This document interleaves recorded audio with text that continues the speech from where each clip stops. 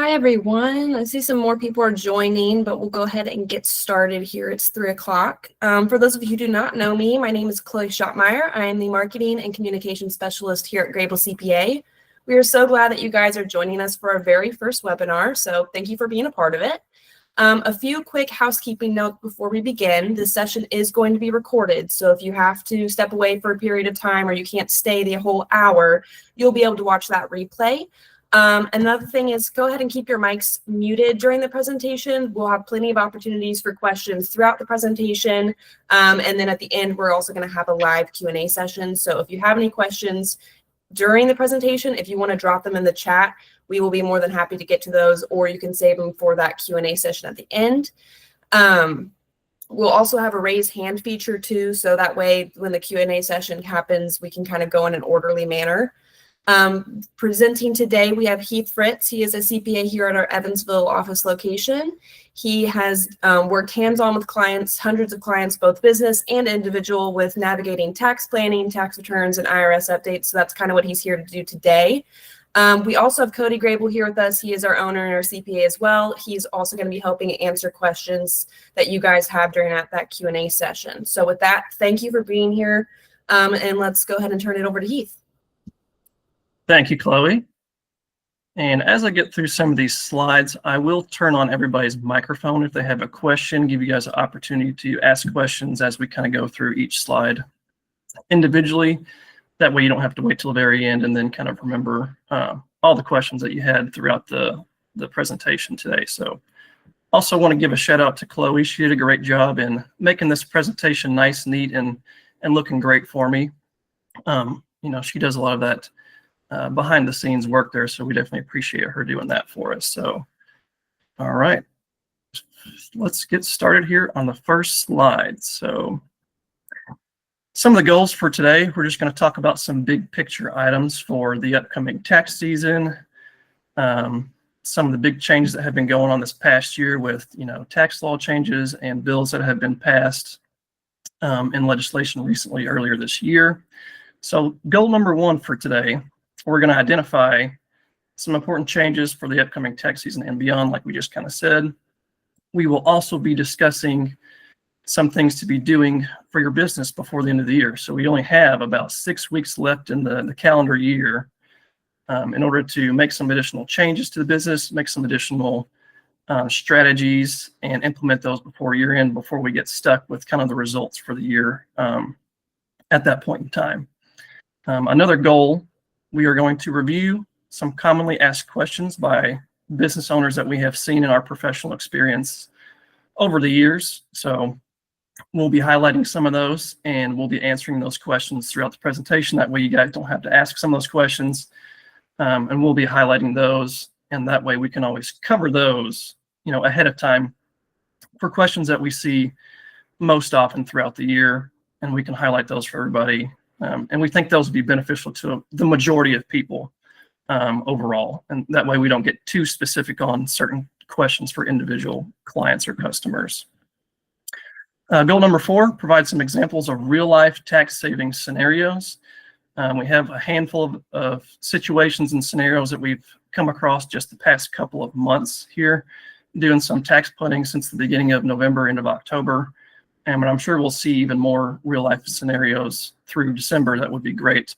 That Chloe may even highlight on some of our social media posts as well. So, and then goal number 5, just to answer any of your questions that you guys might have.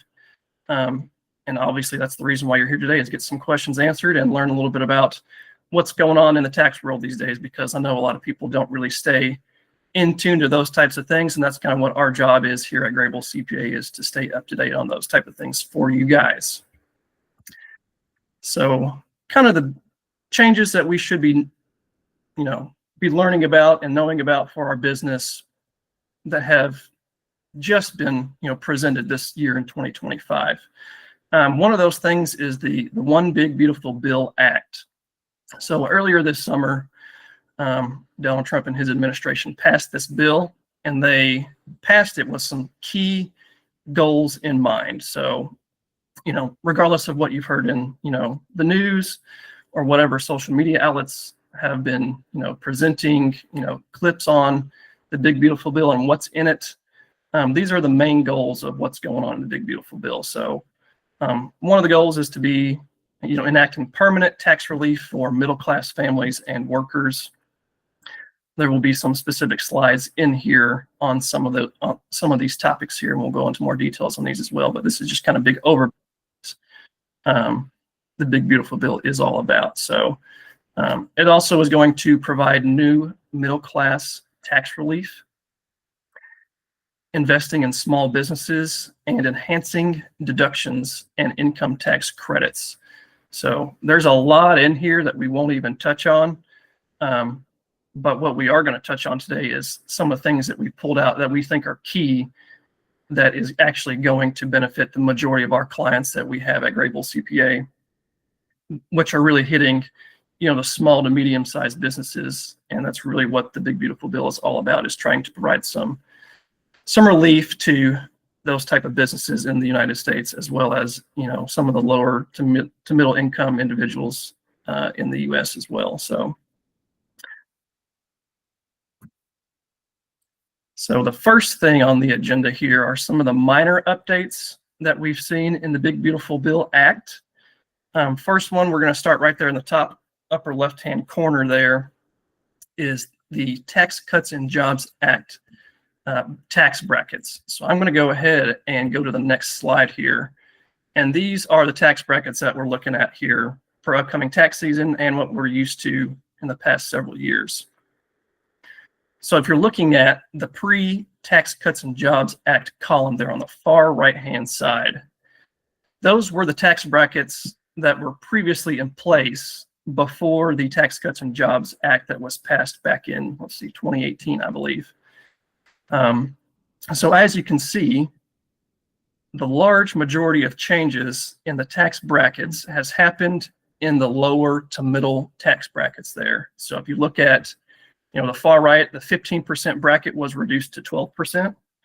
The 25% bracket was reduced to 22%. And the 28% bracket was reduced to 24%. So those are the major key changes there. There are some additional smaller changes in the higher income tax brackets, but the majority of people in the United States will fall into those first four tax brackets there.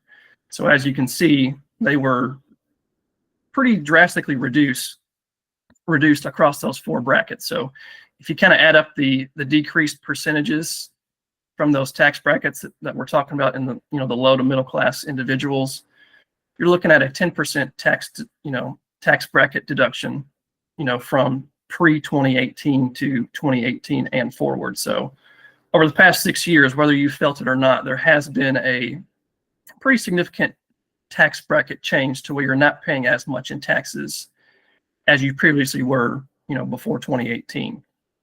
So what the Big Beautiful Bill has done, it has made these new tax brackets permanent until there is going to be a new administration in office, in 4 years. They would be able to change these brackets later on down the road. So these brackets have been made permanent for the next 4 years. So that's a great thing for, people in the lower to middle income, tax brackets there. They can rely on those, tax brackets not increasing anytime soon. So if you're looking to do some tax strategies and tax planning to where you're looking to accelerate some income, here in the next 4 years would be a great opportunity to do so, because most of the time we anticipate tax rates to go up over the long term. So anytime you have an opportunity to increase, some tax savings where we have a lower amount of tax brackets here in a couple of years, it's a great opportunity to see some of those changes and kind of take advantage of those in your personal and business life. So these here are the individual tax brackets. Now, if you have a C Corp business, they have a completely separate tax bracket structure. It is a flat tax. They don't typically have these tax brackets per se. It's going to fall somewhere in the range of the mid 20% tax bracket for C corporations. So those are businesses that pay their own taxes and are liable for their own tax bills. So let's go back one more slide to the minor updates that we were talking about. Excuse me. And the next item we are going to talk about is PTET, which stands for Pass-Through Entity Tax. And that was an election and an option for pass-through entities, businesses, which are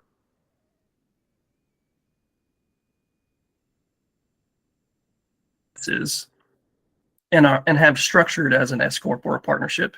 You can take advantage of the pass-through entity tax deduction, which I believe there are several clients here and individuals that have joined the call that would qualify for this pass-through entity tax deduction. And I know for a fact a couple of you have actually taken advantage of this already. So that will not change. You still have the option to make that election and make an advance payment, before the end of December, in order to get some additional deductions on your federal return for the business. So there's no really change to the PTET. It's still there. So that's still another option for those pass-through entity businesses. A large chunk of these updates we're going to talk about will center around businesses. We do have a few tidbits of information about individual updates as well.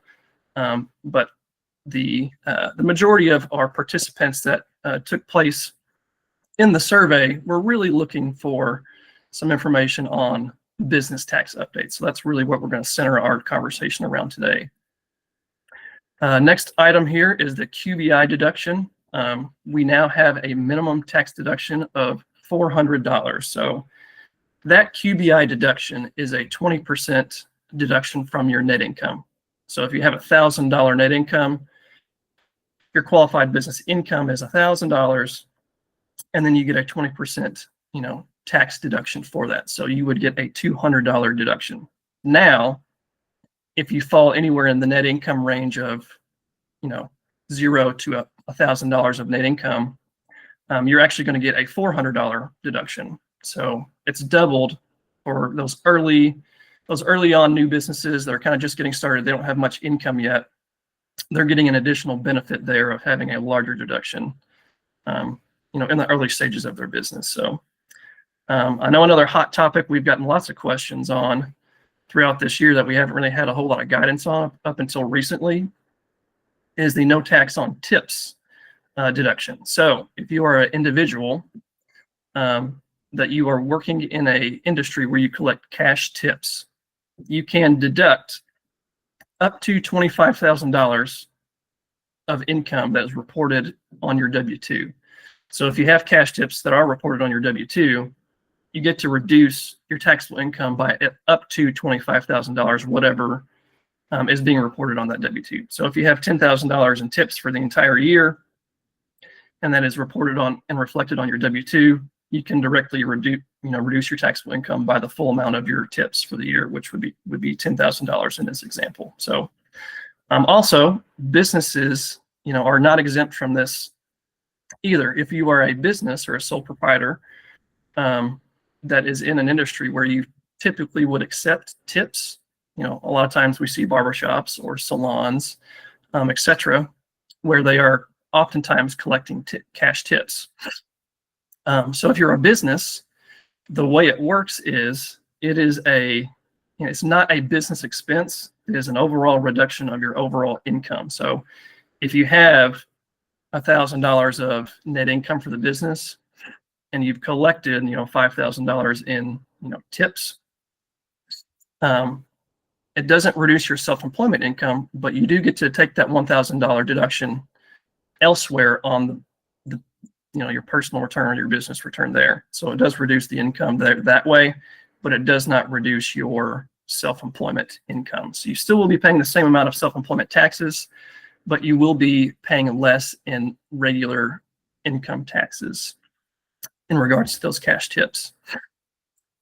Next item here on the agenda is these are some that we're just going to mention. Some of these will go into more detail, but the repealing of third-party network income reporting requirements, which is like 1099-K documents that you get. So if you are like a restaurant business and you are receiving a lot of electronic payment transactions through cards, or if you are receiving a lot of Venmo payments for your business and that's how you collect the majority of your payments, previously there was a law passed to where you would have received this 1099 or any amount over $600 for the entire year. So people that were getting transactions through Venmo or Cash App or any other cash transaction third-party networks, people were really concerned about getting these 1099s to where they'd have to report that income.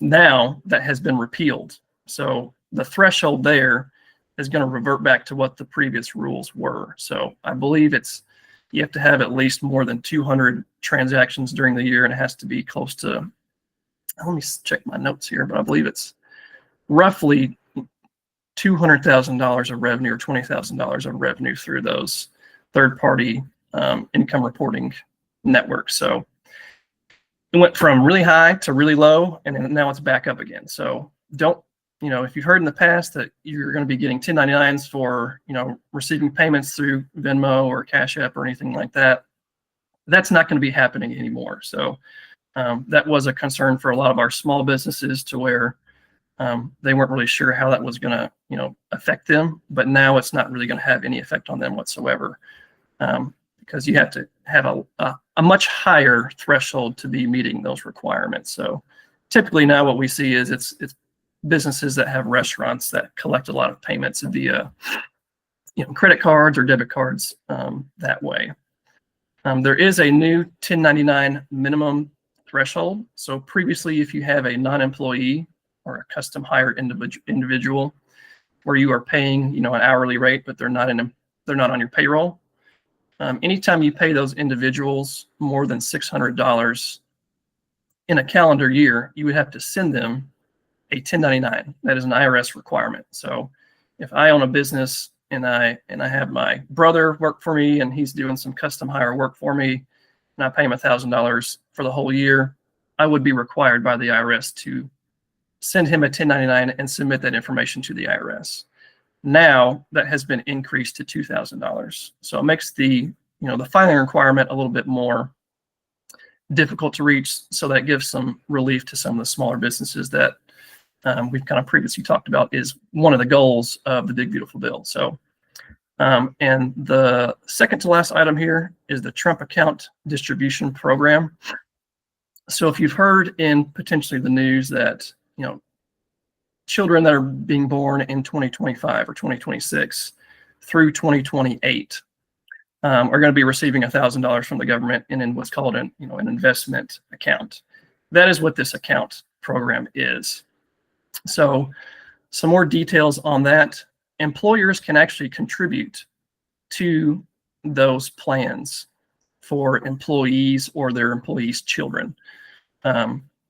So if your employee is under the age of 18 and they have a custodial account that their parent has created for them, their employer could actually contribute to that account for them, and it would be tax-free to that individual, as well as the employer that is contributing would be getting what's called an employee benefit tax write-off there. So that's just a little bit about that information there. And the maximum you can contribute to that account is up to $5,000 per year per individual. So it's kind of another incentive to start investing and saving for individuals that otherwise wouldn't be investing in the the United States economy. So that's a good way to kind of kickstart that for people that are being born here in 2025 and 2026.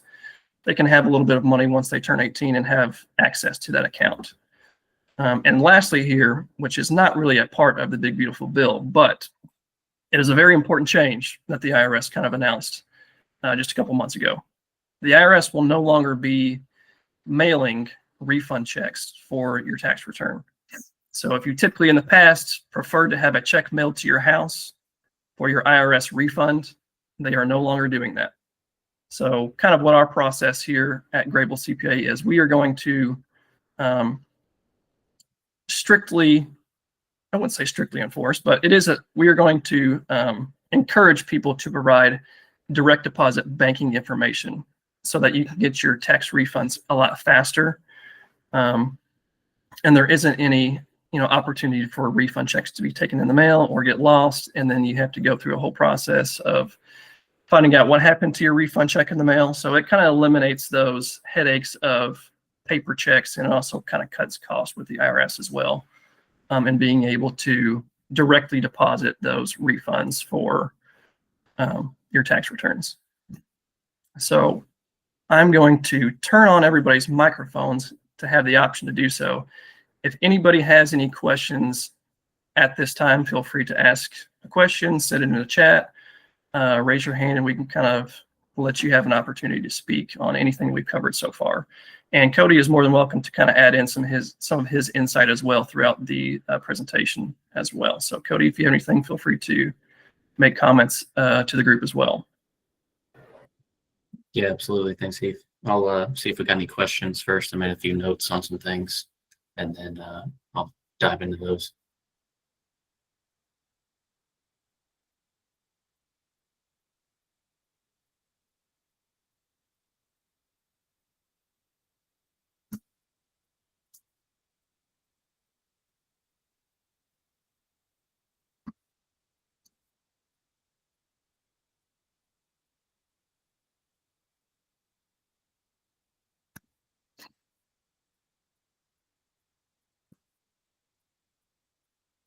Okay, so we do have a question here from Irene, who is a part of our Mount Vernon office here at Grable CPA. So she is asking if there are contributions to the Trump account that are pre-tax or after-tax dollars. So that's a great question, Irene. From my understanding, it would be very similar to like a traditional IRA or 401k. Now, we don't have a whole lot of guidance on is it tax deductible for the individual receiving that payment? I would assume no, because it is a tax-free benefit to that individual. But if you do contribute yourself with after-tax dollars, it's pretty much just going to be like a custodial account, similar to what a brokerage account is, investment account. So you're putting in after-tax dollars there. So any money that you're putting into the account of your own money is going to be generating basis for you. If it is an employer that is contributing that money on your behalf, you do not receive basis for that contribution. So if they contributed the $2,500 to your account as a benefit of being employed in that business, that will be eventually taxed once you pull the money out, is my understanding. So is that kind of the same understanding that you have, Cody, in regards to that Trump account? Yeah, I was looking at some of the guidance here that they've issued. It looks like ultimately they're going to have some sort of after-tax and a pre-tax account version. And, these aren't going to be available till 2026. And it looks like Correct. They've got them planned for July 4th, America's birthday. So we'll continue to get some more guidance as we get closer to that date, but it does look like both of those types of accounts are going to be available.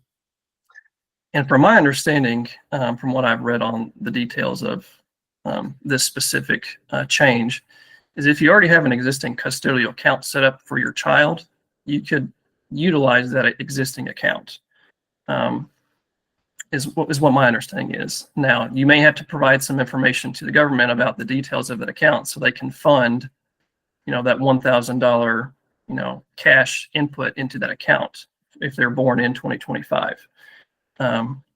So that's my understanding of that. So kind of a long discussion on that topic, but there are a lot of gray areas and questions that we have about this change that we don't really have a lot of guidance on yet. So as it comes out, there'll be a lot more understanding and details on how that is going to be affecting people going forward. But the big thing here is that employers can contribute to that account and receive additional deductions for doing so. So that's kind of the main factor there is if you want to be providing some additional benefits to your employees, that is an option to do. And it is completely separate from your IRA and 401k contributions. It does not limit those overall contributions for the year. I got a couple of things to add on that one, Heath, if you want Sure. run back Go to back. real quick? Yep. Because I do know we have a few business clients in here. As far as the no tax on tips and the no tax on overtime, there was some recent guidance that came out about how to handle the W-2s for those employers. So they're kind of treating 2025 as a transitional year because, this came out mid-year. IRS hasn't had a lot of time to get all the guidance out on this information. But what they're saying for the overtime reporting on the W-2 is you could take the box 14, which generally has other information, and you can put a code in there. They're suggesting like a QOT, qualified overtime, or QOC, qualified overtime compensation, and then just make sure that you're reporting the amount of that employee's wages that was from the qualified overtime in there, because they're going to have that information to file their return. Okay. So yeah, we're not really sure how this is going to affect the W-2. They may even make changes to the W-2. They may add an additional box to put those overtime wages on there. They may stick it in that box 14 that Cody's talking about. We don't really know yet, but it sounds like they are leaning towards a certain way of handling it. And so it might end up being dumped into that box 14 that Cody's talking about, where that shows other miscellaneous information about that individual's earned income for the year. So I appreciate that, Cody. Yeah, and they do have a 2026 draft out of the W-2, which, take that with a grain of salt, whether they change it or not. But they've added an additional code to box 12 for TT that is supposed to be used for this in 2026. So we'll see if that stays. Okay. And we do have some additional details on that overtime deduction as well, which isn't included on this page, but we will be getting to that later on as well. So we're going to go ahead and move on. So if anybody has any questions, feel free to ask those later on at the end of the presentation as well. So let's move on here. So here's more of the significant updates that we've seen in kind of reviewing the Big Beautiful Bill and what all is in there. So the first one here is what's called the SALT deduction. So SALT stands for state and local tax deductions. And this is implemented on your individual tax return. So this isn't really related to businesses, but it can have a determining factor of whether or not we want to utilize PTET or we want to utilize the SALT deduction. So they kind of go hand in hand, but the overall SALT deductions do show up on your individual return. So they have increased from $10,000 to $40,000. So a lot of what we've been hearing over the past couple of years is when they made the change to limit these deductions on your itemized deductions for your tax return, they were being capped at $10,000. So if you have a expensive home where you're paying a large amount of property taxes, or if you're a high income earner, or a middle class income earner, where you're paying in a lot of state, local taxes on your wages, you weren't really getting your overall benefit, because it was being capped at $10,000. So we've seen a decrease in the amount of itemized deductions on tax filings over the past couple of years. And there's been a lot of, pushback about that change that was made several years ago in the Tax Cuts and Jobs Act. So now they've kind of changed their mind on it. And, actually the PTET was a way around that $10,000 cap. So that was kind of the whole point of doing the PTET election for pass-through entity businesses, was so that you could take advantage of those taxes being paid by the business and not being limited by that $10,000. So they've actually increased the SALT deductions to $40,000. So as a result, we may actually see an increase in the number of individuals that are itemizing deductions again. So you may want to take that into consideration if you previously itemized in the past and now you haven't been.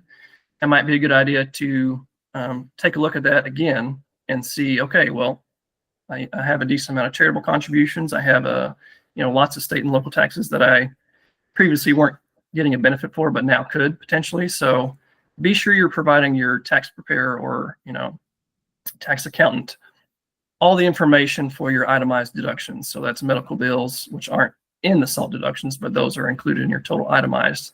charitable donations, your mortgage interest, your property taxes, your excise taxes on vehicles, that type of stuff. All those are included in your total overall itemized deductions. So it might be a good idea for 2025 to be providing those additional documents that we haven't really been asking for in the past because we haven't been getting a lot of opportunity to itemize. But now we have that opportunity again. So going to the significant update number 2 here is bonus depreciation. So a lot of you business owners out there are probably familiar with this, but that is back. It has been phasing out over the past couple of years by 20%. So 2025, I believe, was planning to have a 40% bonus depreciation for this year, or may even be 20% at this point, but it's been getting closer to zero and being completely phased out over the past couple of years. So now it is back to a 100% bonus depreciation option, starting for purchases of equipment or vehicles or capitalized assets that are eligible, that are eligible and in service that you buy and place in service after January 19th of 2025. So they kind of retroactively applied this for the entire year almost for 2025. So that is in play for 2025. And to go right along with that is the Section 179 depreciation. Previously, the limit was 1.5 million. It has now been increased to 2.5 million. So a lot of times we have farmer clients to where they're paying several millions of dollars to purchase a brand new combine equipment. They tend to be pretty expensive. So some of our clients do get close to that limit. So making it an even higher limit is beneficial for those individuals and businesses. And then number 4 is kind of what we touched on earlier, is the no tax on earned income in excess of normal wages when you're working overtime. So that's the no tax on overtime there. So we will get into some of the more details of these and show some examples of how these actually benefit you in your business or individual life. So this first example here, we'll kind of read through it and you can have some questions about it as well. But this example is a married taxpayer filing jointly, purchases $1 million of equipment to be used in their business. So before considering any depreciation, so no bonus, no 179 yet, the taxpayer has $600,000 of profits or business income, and they also have $500,000 of investment income. So if the taxpayer elects the 179 depreciation for the equipment, that limit has now been increased to 2.5 million. So they still have plenty of room since they only purchased $1 million worth. However, the deduction is limited to business income of $600,000. So even though they have a $1 million worth of 179 depreciation, they can't use it all in the current year. It's being limited because their net income of the business is only $600,000. So that reduces their business net income to zero, and the disallowed amount is going to be carried over to next year to be utilized in the future. So that is a great tool to use if you're looking to reduce your taxable income for the business. However, if you do have additional other income that you're looking to mitigate and reduce, it does not do that. It does not offset that other investment income there. So that's kind of where the bonus depreciation comes in. So if you combine the 179 depreciation with the bonus depreciation, the 100% bonus depreciation is, again, the $1 million if you choose to use that, resulting in a business loss of $400,000 because the bonus depreciation is not limited to your business income. So since that $400,000 loss is less than the excess business loss limit for joint returns, they can actually deduct the $400,000 against their $500,000 of investment income. So that is one of the big factors of utilizing the bonus depreciation that was so great when bonus depreciation was at a 100% rate. It's been steadily been decreasing to 80% and 60% and 40%. So you're losing a lot of that benefit, and you're losing a lot of the flexibility in taking some strategic positions on your tax return. So now that changes back, and it gives us as tax preparers and tax advisors a lot more flexibility in how we can reduce your overall taxable net income Cody, do you have any thoughts on this scenario here? Yeah, so another thing that, kind of adds to the flexibility of bonus as opposed to Section 179, you've also got your spending caps, which with 179 you have, which they've adjusted to 4 million. So we don't have a whole lot of clients that, would run into this threshold, but we do see it every once in a while. If they've spent more than $4 million on equipment, then what they can take as a bonus or as a Section 179 depreciation starts to be reduced dollar for dollar of the amount that they spent over that. So this also is another workaround for those larger clients that can still get their full depreciation of that equipment they put in place by utilizing that bonus deduction. Great point there, Cody. Before we move on, does anybody have any questions about bonus depreciation or Section 179? It's been around for quite some time now, so I feel like a lot of our clients are familiar with it already. But for those who aren't, do you have any questions about that? I'll give you the opportunity now that I've turned on people's microphones if they wish to ask a question or put one in the chat for us.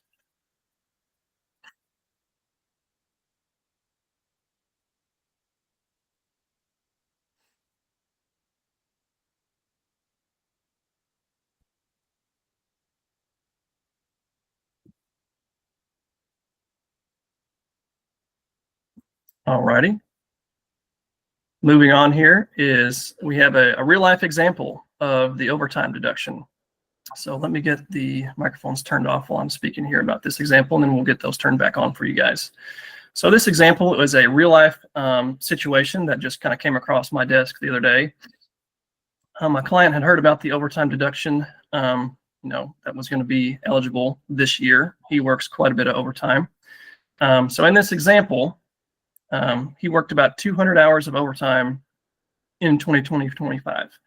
So his normal hourly rate that he earns is $70 an hour.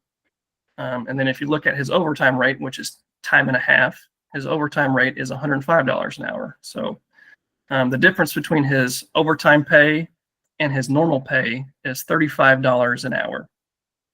So how the tax deduction works here for him is, if you look down at this box on the lower left-hand corner, his tax deduction is $35 an hour, the difference between those two pay rates, times his overall overtime hours worked for the year, which was 200 hours. So his total deduction, which is a reduction of his taxable income, is $7,000. So how does that benefit him in tax savings? So if we assume his tax bracket is 24%, because he is kind of a high income earner a little bit there based on his hourly wage rate there, you multiply that 24% tax bracket times his tax deduction amount of $7,000, and it results in a $1,680 reduction of taxes owed. So basically, he's getting a tax credit almost for that overtime that he worked of almost $1,700, and that is strictly just because of this tax bill change in the big beautiful bill. So, like we kind of mentioned at the beginning of the presentation, the whole goal of some of these changes that have been going on is to incentivize, hardworking Americans to get some additional money back in their pocket, towards those middle and lower class individuals, as well as some high productive, high working individuals in the United States economy as well, and kind of putting that money back in their pocket. So if you want to think about this from a different perspective, and so it can resonate a little bit clearer to you, is if you worked 8 hours of overtime a week. So, if you worked an extra day, we have a lot of linemen in Kentucky, where I'm from, that work, on power lines and things like that, where they're on call, sometimes 12 to 24 hours a week. So even if they were just on call for 8 hours a week on average for the entire year, for these same, examples here in the same scenario, the tax savings would be almost $3,500. So that's just kind of something to think about, and how beneficial this, deduction is for people that are working overtime. Does anybody have any questions about that overtime deduction here?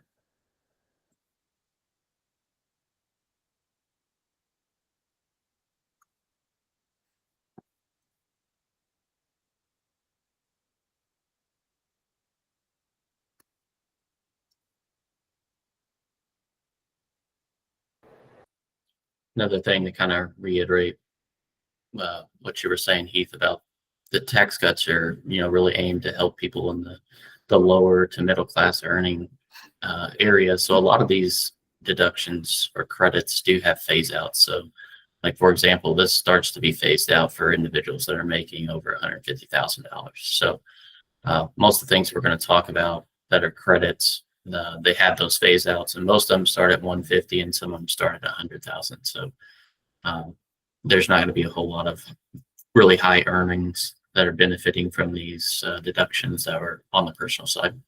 Yep, that's correct. And when Cody's talking about these phase out ranges of, $150,000 for individuals or, $300,000 for joint filers, this is talking about adjusted gross income. So it's not necessarily your salary, because you do have some pre-tax deductions that will reduce your adjusted gross income. So if you don't have any, pre-tax deductions that you're taking advantage of, like, 401k or an HSA or something to that nature, where you're missing out on this overtime deduction, it may be a good idea to ask your tax preparer or tax advisor on how can I get my income and adjusted gross income down to where I am benefiting from this overtime deduction. So that's a good point to bring up about those phase out ranges. So if we can find a way to reduce your taxable income on your return before the year end is over, you definitely want to be contacting, your tax professional about how we can figure out a strategy for you to do that and still take advantage of this deduction, even if your gross wage or gross salary is above that threshold there. Okay, so the next slide here, we're going to be answering some of the most common business questions that we see come through our office on a day-to-day basis. A lot of these come up during new business clients or during tax season where an existing client has decided to open up a new business and they really have no idea where to start. So a lot of these we're going to touch on just to answer these questions, because these are the most common ones we see come through our office. And if you're too shy to ask a question here, we're going to go over some of these and answer them in case you're wondering about these, but not sure how to ask it. So the first one here is, how should you be keeping good books? The first thing we're going to stress is, and we tell all of our clients that are businesses, to keep personal and business bank accounts separate. So if you're a sole proprietor and you're starting out a small business, a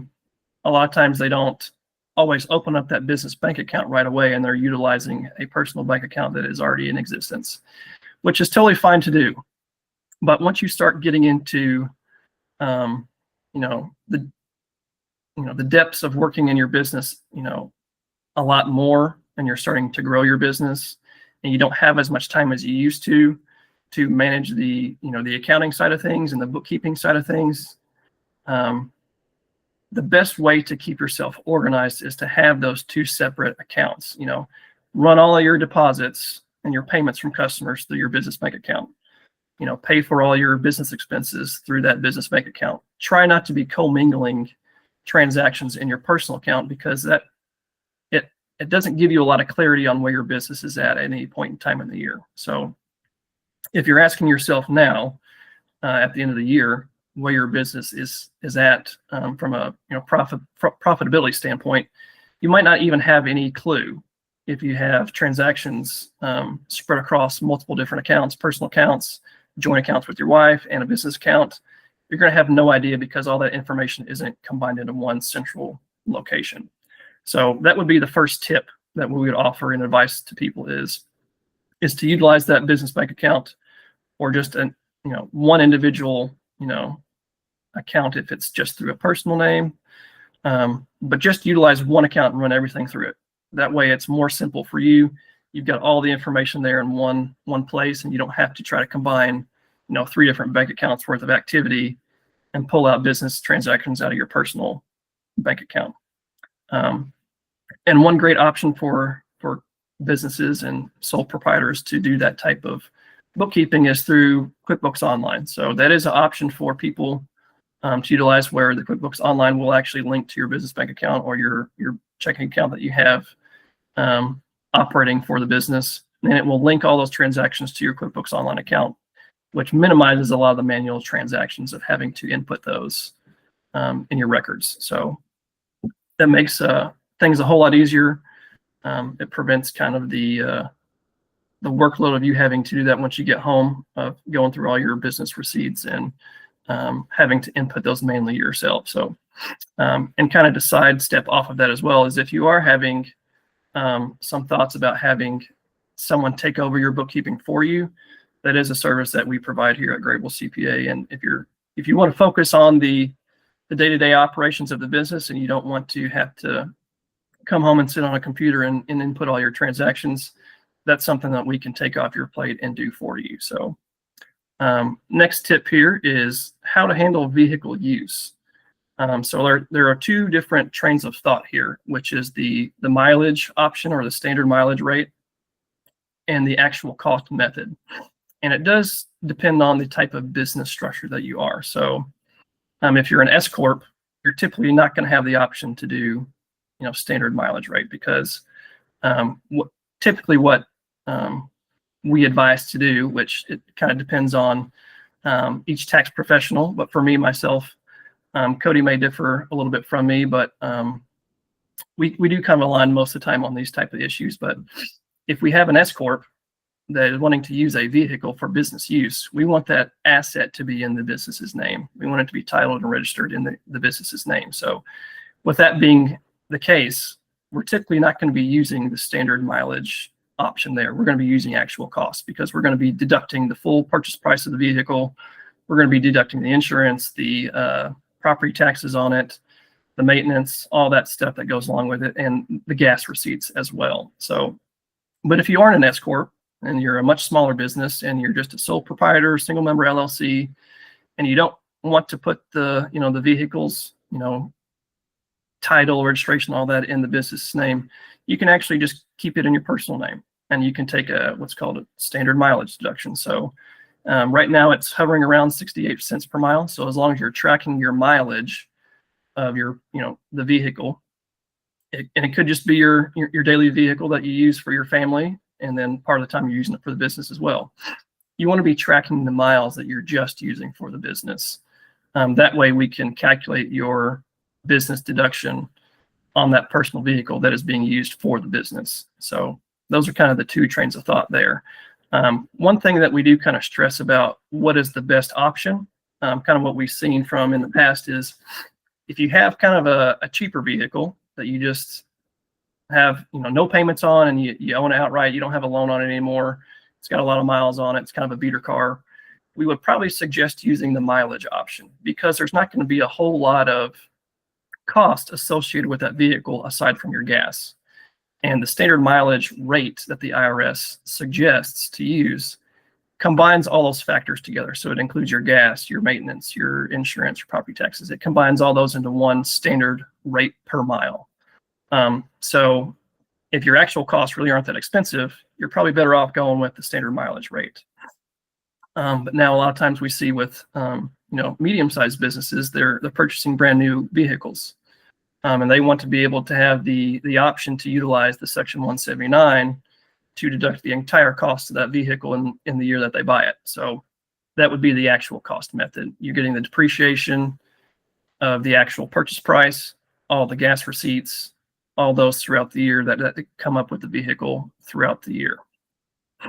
So those are kind of two trains of thought there, and things to think about if you have a vehicle that you haven't ever, utilized on your tax return. If you have a personal vehicle, but it's not in the business's name, you still get those deductions. You just have to be able to ask, how do I take advantage of that? And so that would be, two different options there. The next one here is, can I use my home office for deductions on the business? So if you are again, it depends on the business. So if you're an S Corp, you're probably not going to be having a home office deduction, because we want to have that asset actually in the business's name to utilize those deductions. But if you're a sole proprietor and you have a home office in your home, you absolutely can use that as a business deduction. So what we're kind of looking for there is, do you have a space in your home that is 100% being utilized for the business? You can't say I'm using half my kitchen or a quarter of my bedroom or 3/4 of my garage where I store all my, personal clothes in when it's, out of season. And it really needs to be a dedicated space just for the business. And then again, there's two different deduction options there. There's the standard and the actual cost method. So once we kind of look at the space in square foot, the standard method allows you a $5 deduction per square foot of that space. And then it's capped at I believe, 300 square feet. So if you've got a larger space than that, it limits your deduction to $1,500 per year. But if you're using the actual cost method, there is no cap on how much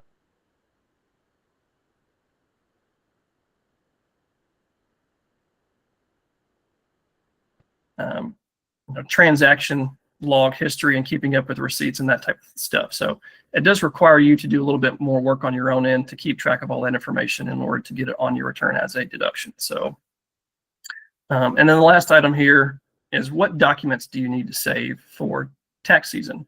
So a lot of what we're looking for is invoices for, equipment purchases or vehicle purchases, December bank statements that show your year-end bank balance at the end of December. Any new loans that you have throughout the year, we're going to want documentation on that, and year-end loan balances as well. That way we can calculate the amount of interest that you paid on the loan if you don't have that 1098 interest tax document handy in the mail that would have been sent to you. So those are all kind of the most common questions that we have when it comes to what should we be doing for your business to be successful. Cody, do you have any additional comments on that? Yeah, I think the one I have when thinking about the home office deduction, when we're thinking about these small employers that are utilizing this deduction, most of the time when we're going through calculating their actual cost and then comparing it to the standard, in our experience, a lot of the times the standard deduction ends up even being more, and you don't have to spend an hour or two putting together all this information we need to prorate it based on the square footage of your house compared to the office. So it is a good deduction, even though it is a standard that taxpayers can use still. And oftentimes it ends up better than the actual cost. Yep, absolutely. So any questions on these before we move forward? Feel free to send a chat or ask a question into your microphone there if you have that ability to do so.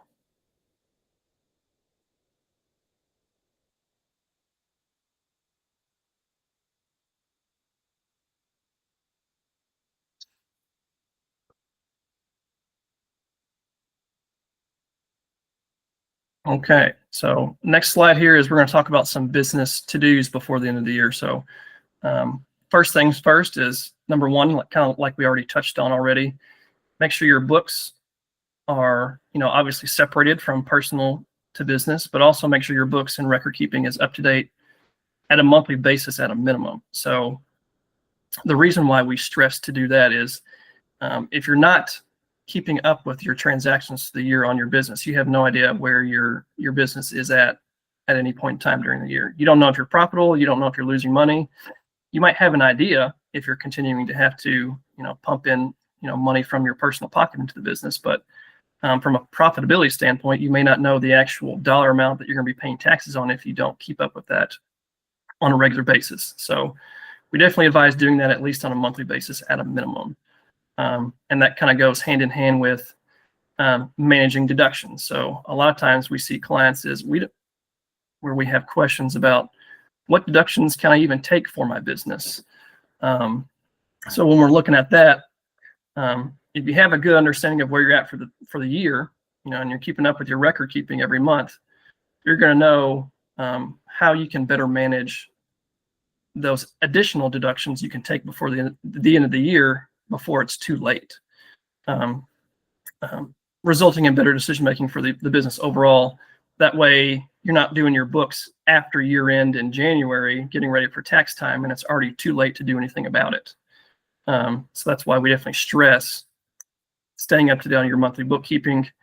That way you can manage your deductions better. An example of this, of kind of managing some deductions that you could possibly take for your business that apply to you, is what I call the ball gown scenario. This client that I spoke with a couple weeks ago, she just opened a new salon business that she owns just by herself, single member LLC, and she doesn't really know what she's eligible to take as a business deduction. Obviously she knows she can deduct, the utilities on the place she's renting out for her salon. She can deduct all those, salon supplies and purchases that are necessary to take care of her customers. But she doesn't really know what else she can be doing to reduce some of her income and get some additional deductions. So she was asking me, can I deduct my clothing and outfits that I wear to the salon? Just, everyday type clothes that make her look nice and presentable in her workspace. And I said, absolutely. She wasn't sure if she could deduct her jeans and her nice jeans and her nice outfits that she's wearing to work every day, because she also could potentially wear those in her everyday life outside of work as well. But absolutely. So the things that we're looking at for these deductions are they ordinary and necessary for your business? So like I said, she can absolutely deduct those, clothing items she's purchasing and utilizing by wearing them to work every day. But at the same time, if she goes out and buys a ball gown for a gala that's coming up for, a community event or something that has nothing to do with her business, and, she's wanting to try to deduct that on her tax return, that's not an ordinary and necessity purchase for her business. So she's not going to be wearing that ball gown at the salon and doing daily haircuts and shampoos and that type of stuff in that outfit. So that would not be a deduction. That would be ordinary and necessary. And a lot of times, if it's not, passing the test of common sense, it's not going to be a deduction for you. So kind of ask yourself, is it ordinary and necessary in your own business, whether that's a landscaping business or a general contractor business, that type of stuff. Kind of ask yourself that question, and if it does or does not apply, that kind of will give you your answer right away there. Next item here is the PTET election. Should you be making payments before December 31st, 2025, and should I even be making this election at all? So a lot of times what we see is where clients fall into getting a benefit from this PTE election is if they have profits or net income of around $50,000 to $75,000. That's kind of where we see the big benefits kick in. So if you're kind of hovering around that ballpark range for net income for your business, you may want to think about contacting your tax preparer or tax advisor and say, do I need to make a PTET election and make a payment for the end of the year? And we can kind of guide you on how that could play out and how you would need to do that to take advantage of that. So we would look at your books for the full year. So kind of circling back to item number 1 there, if you don't have up-to-date records, there's no way we can advise you on whether or not it makes sense to do this PT election. You would just kind of be taking a shot in the dark and hoping for the best, which we don't want to do. We want to try to get you a good answer before tax season on what you can expect your tax bill to be, so that way you're not stuck with a large tax bill before it's too late. So a little bit about that PT election. It is basically the net income of your business return, and you take that net income, and it is the amount of state income taxes that you're going to pay on that earned income for the business. So if you've got $100,000 of net income, taxable income to the state of Indiana, we're looking at roughly a 3% tax rate to the state of Indiana. So that's going to be a $3,000 tax bill to the state of Indiana. The PT election allows us to make that payment in advance of the end of the year and allows you to get an extra $3,000 tax deduction on your federal tax return. So again, if you've already exercised some of these other tax planning strategies and you're looking for additional strategies to take advantage of, the PTET election is another step that we can do to reduce some of that taxable income, because you're getting to deduct those state taxes on your federal tax return. And then the last item here is consider making an S-Corp election. Again, we see benefits for individuals, businesses, owners, where their net income is $50,000 to $75,000. So the S-Corp election, you're only paying self-employment taxes on the owner's reasonable compensation, which is a key consideration when making an S corp election. If you have a profitable business, your S corp owner has to be paying themselves a salary and putting themselves on payroll. So otherwise, if you're a single member LLC, you're going to be paying self-employment taxes on the entirety of your net income, not just the net income after you pay yourself. So if we kind of look at the example of what that looks like from a tax saving standpoint, if you have a net income of $50,000 and your salary for yourself is $20,000, your net income subject to self-employment, if you were a sole proprietor, would have been, $30,000. Times that by 15.3% is $4,500 in tax savings, roughly, that you're not paying as an S corp. So, and you combine that year after year after year after year, it can really add up additional tax savings that you can reinvest into the business by making that S corp election. So that's something you should be thinking about now, because there is a cutoff window of March 15th to make that election effective for 2026. So you have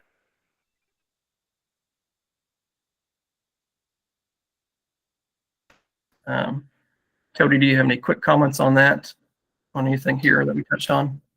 Yeah, on that S corp election, this is something we're doing pretty commonly throughout the office. I just did one this week. Took a look at client scenario. They had two different activities flowing through one LLC, and it was still a partnership, or still being taxed as a partnership. And they've got one passive activity that's running through there, so that part's not subject to self-employment tax, but the active part was. And we took a look at that difference between their reasonable compensation and what that business was going to generate net income. And we're talking about saving this company $10,000, it looks like, in 2026 when we make that election. And to build off of that March 15th deadline you talked about, just to clarify, if you do have a company that's on a different fiscal year, you got 75 days after the end of your year to make that election too. Yeah, so it's always going to be 2.5 months or 75 days after the calendar year or your fiscal year. Or if you're a brand new business that's just starting, you have 2.5 months from the inception date. So whenever you created the entity, if you started the business today, you still have 2.5 months from today to make that election and be eligible for it for that prior year going forward. So I know it's kind of getting close to, well, even after 4 o'clock. So we'll kind of run through the last couple of slides here, and that way we can get you guys out of here, and if you give you an opportunity to answer some questions as well. So here's a real life tax planning example I'll run through real quick for you. This client approached me and ended up, telling me that their net income of the business was a lot higher than they had anticipated. So we kind of had a conversation about, are you guys going to continue that projection in the future? We talked about what deductions they currently have. Can we accelerate some expenses into the 2025 year before we hit January? So we talked about some of those options there. Let me get my charger plugged in here because I'm about to die on battery. Don't want that to happen. So give me just a second here.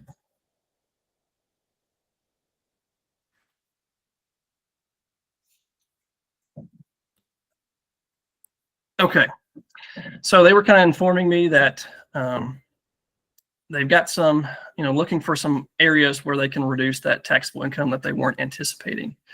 So we kind of were chit-chatting, and they kind of said, my wife actually just bought a brand new vehicle back in August that we really didn't have any idea that was going to be taking place. So with that in mind, we said, oh, this is a great opportunity to utilize the bonus or Section 179 option there.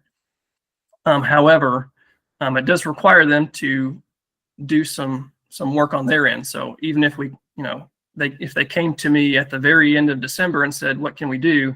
It probably still would have been too late, because they would have had to transfer that vehicle from their personal name into the business's name, title it, registration into the S corp. So they still that's still important to kind of get out in front of tax planning before the end of the year, so that we still have plenty of time to be making strategies and decisions before the end of the year. So kind of looking at the results of what happened in this scenario. Before we even found out about this vehicle, we were estimating their tax bill to be over $20,000 in federal and state income taxes. So after we did the tax planning, we estimated that their federal and state income taxes was going to be a lot lower, to only about $7,000. So that resulted, that one change there netted them $13,000 in tax savings just by approaching us with their, position of the business as of, middle of November, and figuring out what they can do to kind of prevent this $20,000 tax bill from happening in April. So that's kind of a real life scenario of how important tax planning can be and how beneficial it can be for your business and your overall situation when it comes to filing taxes. So that is the end of our kind of discussion and topics that we wanted to mention specifically about to you guys. If you have any additional questions that we didn't answer or you had that you still want to ask, feel free to do so now. And also, if you have additional questions that are kind of specific to your business overall, feel free to contact our office and we can, schedule a sit down appointment meeting if you want to have a further discussion on what we've kind of touched on today. That's kind of the whole point of what we're doing today, is get the information to you. That way you can be thinking about, do any of these apply to me and how can I be benefiting from these? So we can sit down with you and come up with a game plan on how it can benefit your business. So feel free to chat in some questions or ask any questions on the microphone if you have any at this time.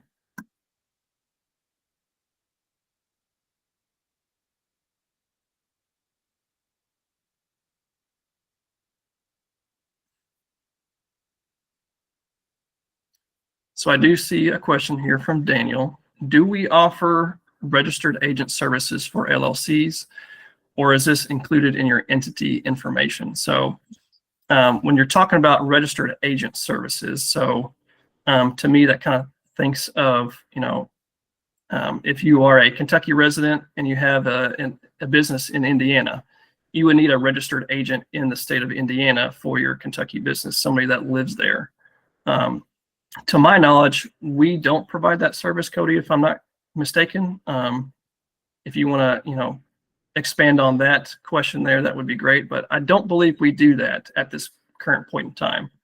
Yeah, so if we're forming the business, most of the time we are putting ourselves down as the registered agent, as long as it's an Indiana business, and it's not something that we're charging extra for. I know a lot of people have like an annual amount that they are charging to be listed as that registered agent. It's not something we do, so that's kind of all just included in the formation. And then, of course, if we're updating the biannual business entity report for a client to, if they want us to make that change at that time, that's something we do, but it's not something we charge extra for. Yeah, and kind of going off of that, if it's a brand new business that we're setting up for you, a lot of times if you're an Indiana resident already, we will put you as the registered agent of that LLC or business. No, if you're kind of asking the question about if we will act on your behalf, if you run into any issues with the IRS or Indiana Department of Revenue, we do provide those type of services and corresponding to notices or that type of stuff with the IRS or Indiana Department of Revenue if you were to receive a notice. So if you contact our office, you would just need to sign what's called basically a power of attorney form to allow us to act on your behalf. That way you don't have to get bogged down into trying to resolve an issue with the IRS, who isn't very timely in responding to phone calls and that type of stuff. So that if you're kind of asking about that, we definitely do provide that service there. So hopefully that answered that question for you, Daniel.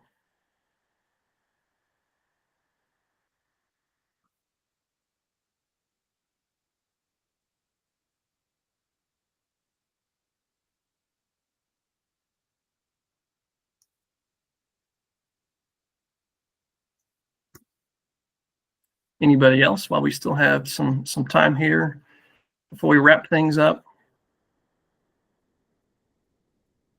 And if you're not sure, if you have a question that you're not sure that applies to what we just talked about, you can even send it to me in an email. So there's my contact information there at the bottom of the screen. If you want to send me an email, feel free to do so. If you want to send me a question about what we talked about, or if you have a different scenario that you would like to discuss in further detail, we can set up an appointment with you. And we really just appreciate working with our clients and finding ways to better serve their small businesses and help them grow and be strategic about how they operate their business. So I do see another chat here. Devin is mentioning that she doesn't have a question, but there was lots of great information, and she's appreciative of all the time that we spent on providing this to everybody. So, yep, you're very welcome, Devin, and you're very welcome to everybody else that joined. And we appreciate you guys being here and spending time with us. And hopefully you took something away from the time today, and hopefully you can kind of implement some of these practices in your own business going forward. So we appreciate you guys' time. Cody, if you want to sound us off on anything else before we end the meeting here, that'd be great. Yeah, thanks, Heath. I appreciate you hosting. Good information. Hopefully everybody got some good value out of it. And like he said, all of this is general information. So if you've got anything that's specific to your business and want to see how we can apply it to yours, by all means, reach out to us. We're happy to help. Chloe, did you have anything to add to send us out? I did not have anything. I think Heath did a good job covering it all. So if you guys don't have any more questions, we'll let you guys get back to your Tuesday evening. All right, perfect. Thanks everybody for participating, and hopefully we'll maybe have another one, sometime next year over a different topic or different changes that come about next year as well. So thanks again for participating, everybody. Have a great afternoon. Thanks. Thanks.